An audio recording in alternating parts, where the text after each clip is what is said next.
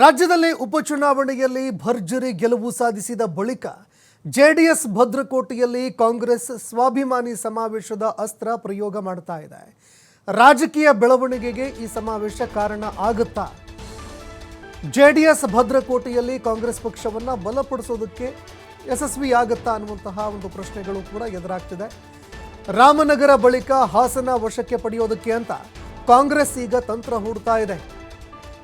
ಹೀಗಾಗಿ ಸ್ವಾಭಿಮಾನಿ ಸಮಾವೇಶದ ಮೂಲಕ ಜೆಡಿಎಸ್ ಭದ್ರಕೋಟೆ ವಶಕ್ಕೆ ಪಡೆಯೋದಕ್ಕೆ ಅಂತ ಸಿದ್ಧತೆ ಕೂಡ ಮಾಡಿಕೊಳ್ಳಲಾಗ್ತಾ ಇದೆ. ರಾಮನಗರ ಸಂಪೂರ್ಣವಾಗಿ ತನ್ನ ತೆಕ್ಕೆಗೆ ತೆಗೆದುಕೊಂಡಾಯಿತು.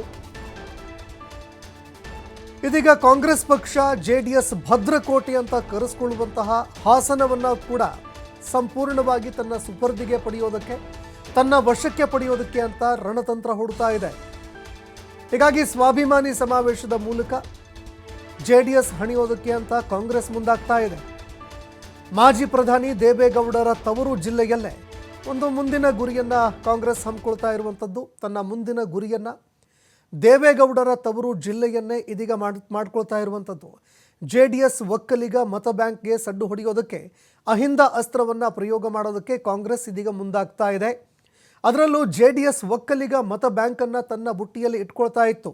ಇದಕ್ಕೆ ಈಗ ಅಹಿಂದ ಅಸ್ತ್ರ ಹೂಡೋದಕ್ಕೆ ಅಂತ ಕಾಂಗ್ರೆಸ್ ಮುಂದಾಗ್ತಾ ಇದೆ. ಬೈ ಎಲೆಕ್ಷನ್ ಬಳಿಕ ತಾಲೂಕು ಪಂಚಾಯಿತಿ, ಜಿಲ್ಲಾ ಪಂಚಾಯಿತಿ ಚುನಾವಣೆಗಳನ್ನು ಗೆಲ್ಲೋದಕ್ಕೆ ಅಂತ ಕಾಂಗ್ರೆಸ್ ಪಣ ತೊಡ್ತಾ ಇದೆ.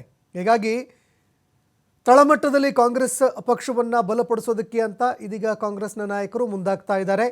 ಹಾಸನ ಲೋಕಸಭೆ ಗೆದ್ದ ಬಳಿಕ ಇದೀಗ ಜೆಡಿಎಸ್ ಕೋಟೆಯಲ್ಲಿ ಪಕ್ಷ ಸಂಘಟನೆಗೆ ಅಂತ ಕಾಂಗ್ರೆಸ್ ಒತ್ತು ಕೊಡ್ತಾ ಇದೆ. ಸಮಾವೇಶಗಳನ್ನು ರೂಪಿಸುವ ಮೂಲಕ ಕಾರ್ಯಕರ್ತರಿಗೆ ಮತ್ತಷ್ಟು ಶಕ್ತಿ ತುಂಬೋದಕ್ಕೆ ಅಂತ ಕಾಂಗ್ರೆಸ್ ಸಿದ್ಧತೆ ಮಾಡಿಕೊಳ್ತಾ ಇದೆ. ಹೀಗಾಗಿ ಇದು ಕಾಂಗ್ರೆಸ್ಗೆ ಎಷ್ಟರ ಮಟ್ಟಿಗೆ ಲಾಭ ತಂದು ಕೊಡುತ್ತೆ ಅನ್ನುವಂಥದ್ದನ್ನು ಕೂಡ ನಾವು ಕಾದು ನೋಡಬೇಕಾಗತ್ತೆ. ಅದರಲ್ಲೂ ಬೈ ಎಲೆಕ್ಷನ್ನಲ್ಲಿ ಸಂಪೂರ್ಣವಾಗಿ ರಾಮನಗರ ತನ್ನ ತೆಕ್ಕೆಗೆ ತೆಗೆದುಕೊಂಡಾಯಿತು. ಚನ್ನಪಟ್ಟಣ ಕ್ಷೇತ್ರದಲ್ಲಿ ಭರ್ಜರಿ ಗೆಲುವು ಸಾಧಿಸಿದ್ದಾಯಿತು. ಇನ್ನು ಹಾಸನ ಕ್ಷೇತ್ರದಲ್ಲಿ ಕಾಂಗ್ರೆಸ್ನ ಅಭ್ಯರ್ಥಿ ಲೋಕಸಭೆ ಚುನಾವಣೆಯಲ್ಲಿ ಗೆಲುವು ಸಾಧಿಸಿದರು. ಇದಾದ ಬಳಿಕ ಪಕ್ಷವನ್ನು ತೀವ್ರವಾಗಿ ಬಲಪಡಿಸೋದಕ್ಕೆ ಅಂತ ಕಾಂಗ್ರೆಸ್ ಈಗ ಮುಂದಾಗ್ತಾ ಇದೆ. ಅದರಲ್ಲೂ ಜೆಡಿಎಸ್ನ ಸಾಂಪ್ರದಾಯಿಕ ಮತಗಳು, ಒಕ್ಕಲಿಗ ಮತಬುಟ್ಟಿಗೆ ಕೂಡ ಕಾಂಗ್ರೆಸ್ ಕೈ ಹಾಕಿತ್ತು.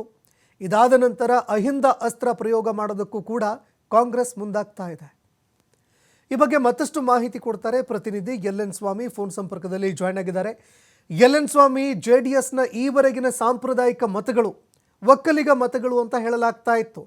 ಆ ಮತಬುಟ್ಟಿಗೂ ಕೂಡ ಕಾಂಗ್ರೆಸ್ ಕೈ ಹಾಕಿದೆ. ಈಗ ಅಹಿಂದ ಅಸ್ತ್ರ ಪ್ರಯೋಗ ಮಾಡೋದಕ್ಕೆ ಅಂತ ಕೂಡ ಮುಂದಾಗ್ತಾ ಇದೆ. ಹಾಸನದಲ್ಲಿ ಯಾವ ರೀತಿಯಾಗಿ ಪಕ್ಷವನ್ನು ಬಲಪಡಿಸೋದಕ್ಕೆ ಕಾಂಗ್ರೆಸ್ ಮುಂದಾಗುತ್ತೆ, ಈ ಬಗ್ಗೆ ಮತ್ತಷ್ಟು ಮಾಹಿತಿ ಕೊಡೋದಾದ್ರೆ? ಸಂತೋಷ್, 3 ಕ್ಷೇತ್ರಗಳ ಬೈ ಎಲೆಕ್ಷನ್ ನಲ್ಲಿ ಕಾಂಗ್ರೆಸ್ ನಾಯಕರು ದಿಗ್ವಿಜಯ ಸಾಧಿಸಿದ ಬಳಿಕ ಈಗ ಎಲ್ಲಿ ಕ್ಷೇತ್ರಗಳಲ್ಲಿ ಯಾವ ಕ್ಷೇತ್ರಗಳಲ್ಲಿ ಪಕ್ಷ ಸಂಘಟನೆ ತುಂಬಾ ಕಡಿಮೆ ಇದೆ ಹಾಗೂ ಪಕ್ಷ ಸಂಘಟನೆ ಇಲ್ಲದಂತಹ ಕ್ಷೇತ್ರಗಳಲ್ಲಿ, ಅಂದ್ರೆ ಕಳೆದ ಬಾರಿ ವಿಧಾನಸಭಾ ಚುನಾವಣೆಯಲ್ಲಿ ಸೋತಂತಹ ಕ್ಷೇತ್ರಗಳಲ್ಲಿ ಅಲ್ಲಿ ಮತಗಳನ್ನ ಕ್ರೋಢೀಕರಣಕ್ಕೆ ಈಗ ಮುಂದಾಗಿರುವಂತದ್ದು. ಅದರಲ್ಲೂ ವಿಶೇಷವಾಗಿ ಅಹಿಂದ ಮತಗಳು ಈ ಬಾರಿ ಬೈ ಎಲೆಕ್ಷನ್ ಅಲ್ಲಿ ಸಾಕಷ್ಟು ಕಾಂಗ್ರೆಸ್ನ ಮತ್ತೆ ಕೈ ಹಿಡಿದಿರೋದು. ಈ ಹಿನ್ನೆಲೆಯಲ್ಲಿ ಮತ್ತೆ ಸಮಾವೇಶವನ್ನ ಮಾಡಿ, ಅಂದ್ರೆ ಅಹಿಂದ ಸಮಾವೇಶನ ಮಾಡಿ ಆ ಮೂಲಕ ಇನ್ನಷ್ಟು ಮತಗಳನ್ನ ಕ್ರೋಢೀಕರಣ ಮಾಡೋದಕ್ಕೆ ಈಗಾಗಲೇ ಕಾಂಗ್ರೆಸ್ ನಾಯಕರು ಒಂದು ರೀತಿಯ ವೇದಿಕೆಯನ್ನ ಸಿದ್ಧ ಮಾಡ್ತಾ ಇರುವಂತದ್ದು. ಈ ಹಿನ್ನೆಲೆಯಲ್ಲಿ ಅಂದ್ರೆ ಬೈ ಎಲೆಕ್ಷನ್ ಗೆದ್ದ ಬಳಿಕ ಜನರಿಗೆ ಸಂದೇಶ ನೀಡೋದು, ಅಂದ್ರೆ ಕಾಂಗ್ರೆಸ್ ಜನಪರ ಕೆಲಸ ಮಾಡ್ತಾ ಇದೆ ಎಂಬ ಸಂದೇಶ ನೀಡೋದಕ್ಕೆ ಕೆಲವೊಂದು ಜಿಲ್ಲೆಗಳಲ್ಲಿ ಈಗ ಅಹಿಂದ ಕಾರ್ಯಕ್ರಮವನ್ನು ಮಾಡಿ ಅಲ್ಲಿ ಒಂದಿಷ್ಟು ಮತಗಳ ಕ್ರೋಢೀಕರಣ, ಪಕ್ಷ ಸಂಘಟನೆ ಸೇರಿದಂತೆ ಪಕ್ಷ ಮುಂಬರುವ ಚುನಾವಣೆಗಳು, ಅಂದ್ರೆ ಸ್ಥಳೀಯ ಸಂಸ್ಥೆಗಳ ಚುನಾವಣೆಗಳಲ್ಲೂ ಮೇಲುಗೈ ಸಾಧಿಸೋದಕ್ಕೆ ಈಗ ಸಿದ್ಧತೆಗಳನ್ನ ಮಾಡ್ಕೊಳ್ತಾ ಇದೆ. ಹಾಗಾಗಿ ಡಿಸೆಂಬರ್ 5ರಂದು ಹಾಸನ ಜಿಲ್ಲೆಯಲ್ಲಿ ಅಹಿಂದ ಸ್ವಾಭಿಮಾನಿ ಸಮಾವೇಶವನ್ನ ನಡೆಸೋದ್ರ ಮೂಲಕ 2 ರೀತಿಯ ಲೆಕ್ಕಾಚಾರಗಳನ್ನ ಹಾಕೊಂಡಿರುವಂತದ್ದು. ಒಂದು ಕಡೆ ಈಗಾಗಲೇ ರಾಮನಗರದಲ್ಲಿ ಕ್ಲೀನ್ ಸ್ವೀಪ್ ಮಾಡಿದೆ. ಅಂದ್ರೆ ರಾಮನಗರದಲ್ಲಿ ಚನ್ನಪಟ್ಟಣ ಕ್ಷೇತ್ರವನ್ನ ಒಂದು ಕ್ಷೇತ್ರ ಇತ್ತು, ಆ ಜೆಡಿಎಸ್ ಭದ್ರಕೋಟೆಯನ್ನು ವಶಪಡಿಸಿಕೊಂಡಿದೆ. ಈಗ ಸಂಪೂರ್ಣವಾಗಿ ರಾಮನಗರ ಕಾಂಗ್ರೆಸ್ ವಶದಲ್ಲಿರುವಂತದ್ದು. ಈಗ ಇರುವ ನೆಕ್ಸ್ಟ್ ಟಾರ್ಗೆಟ್ ಅಂದ್ರೆ ಹಾಸನದಲ್ಲಿ ಮಾಜಿ ಪ್ರಧಾನಿ ದೇವೇಗೌಡರ ಒಂದು ಪ್ರಭಾವ ಇನ್ನೂ ಸಾಕಷ್ಟಿದೆ. ಆ ಪ್ರಭಾವ ಇರುವಂತಹ ಕ್ಷೇತ್ರಗಳನ್ನು ಕೂಡ ವಶಪಡಿಸಿಕೊಂಡು ಅಲ್ಲಿ ಏನು ವಶಪಡಿಸ್ಕೊಳ್ಳೋದ್ರ ಮೂಲಕ ಜೆಡಿಎಸ್ ನಾಯಕರಿಗೆ ಟಕ್ಕರ್ ಕೊಡಬೇಕು ಅನ್ನೋದು ಈಗ ಕಾಂಗ್ರೆಸ್ ನಾಯಕರ ಮುಂದಿರುವಂತ ಲೆಕ್ಕಾಚಾರ. ಹೀಗಾಗಿ ಹಾಸನ ಜಿಲ್ಲೆ ಮೂಲಕ ಹಿಂದ ಸ್ವಾಭಿಮಾನಿ ಸಮಾವೇಶನ ಮಾಡಿ ಅಲ್ಲಿ ಕಾರ್ಯಕರ್ತರಿಗೆ ಒಂದಿಷ್ಟು ಸಂದೇಶಗಳನ್ನ ಕೊಡೋದು, ಅಂದ್ರೆ ಪಕ್ಷವನ್ನ ಇನ್ನಷ್ಟು ಸಂಘಟನೆ ಮಾಡಿ ನಾವು ಎಲ್ಲೆಲ್ಲಿ ಕಳೆದುಕೊಂಡಿದ್ದೇವೋ ಅದನ್ನೆಲ್ಲ ಪಡಿಬೇಕು. ಹಾಗಾಗಿ ನಾವು ಪಕ್ಷ ಸಂಘಟನೆ ಮಾಡೋದ್ರಿಂದ ಮುಂಬರುವ ಚುನಾವಣೆಗಳಲ್ಲಿ ಇನ್ನಷ್ಟು ನಾವು ಆ ಶಕ್ತಿಯನ್ನ ಬಲಪಡಿಸ್ಕೊಳ್ಬಹುದು, ಪಕ್ಷ ಸಂಘಟನೆ ಮಾಡಬಹುದು.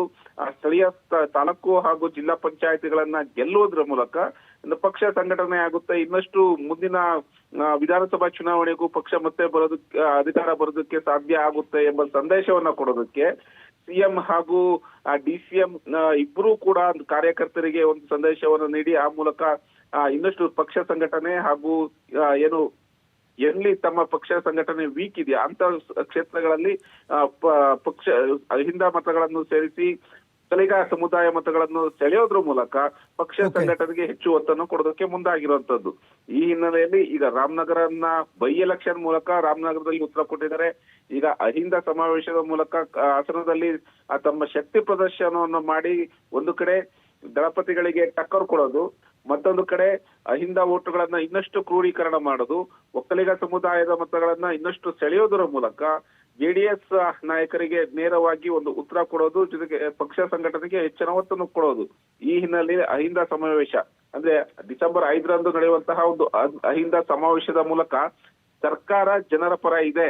ಅಹಿಂದ ಅಂದ್ರೆ ಅಲ್ಪಸಂಖ್ಯಾತರು, ಹಿಂದುಳಿದ ವರ್ಗ ಹಾಗೂ ದಲಿತ ವರ್ಗ ಪರ ಸರ್ಕಾರ ಕೆಲಸ ಮಾಡ್ತಾ ಇದೆ. ಈ ಹಿನ್ನೆಲೆಯಲ್ಲಿ ನಾವು ನಿಮ್ಮ ಜೊತೆ ಇರ್ತೀವಿ ಎಂಬ ಸಂದೇಶವನ್ನು ಕೊಡೋದು, ಜೊತೆಗೆ ಕಾರ್ಯಕರ್ತರಿಗೂ ಸಂದೇಶವನ್ನು ಕೊಡೋದು. ಈ ಎಲ್ಲಾ ಲೆಕ್ಕಾಚಾರಗಳನ್ನ ಹಾಕೊಂಡು ಅಹಿಂದ ಸಮಾವೇಶಕ್ಕೆ ಮುಂದಾಗಿರೋದು. ಜೊತೆಗೆ ಸಿಎಂ ಸಿದ್ದರಾಮಯ್ಯ ಸೇರಿದಂತೆ ಡಿಸಿಎಂ ಡಿಕೆ ಶಿವಕುಮಾರ್ ಕೂಡ ಹೇಳ್ತಾ ಇದ್ರು, ಅಂದ್ರೆ ನಾವು ಪಕ್ಷ ಎಲ್ಲೆಲ್ಲಿ ಸಂಘಟನೆ ಮಾಡಬೇಕು, ಎಲ್ಲೆಲ್ಲಿ ಕಳೆದುಕೊಂಡಿದೀವಿ ಅಲ್ಲಿ ನಾವು ಗೆಲುವನ್ನು ಸಾಧಿಸುವುದರ ಮೂಲಕ ನಾವು ಮತ್ತೆ ಮುಂದಿನ ವಿಧಾನಸಭಾ ಚುನಾವಣೆಯಲ್ಲೂ ನಾವು ಗೆದ್ದು ಅಧಿಕಾರಕ್ಕೆ ಬರ್ತೀವಿ.